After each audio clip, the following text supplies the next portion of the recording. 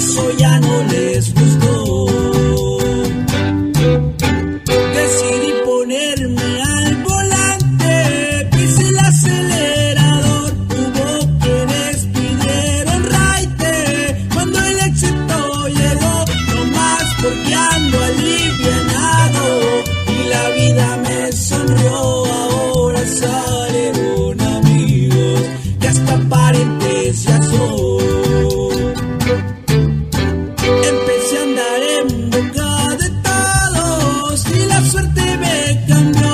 Unos dicen que lo hice de un modo, otros que alguien me ayudó.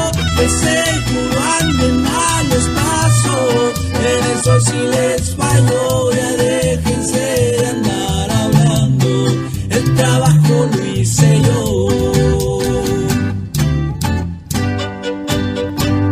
Hoy no más, y seguimos de pie. Jeje.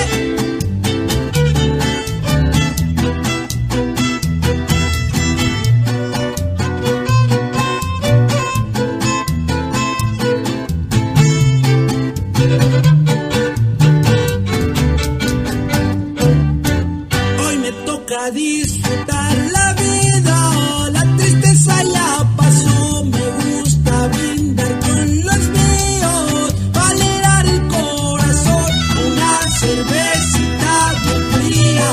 Nunca le digo que no, esas cosas no tienen precio, son los lujos que me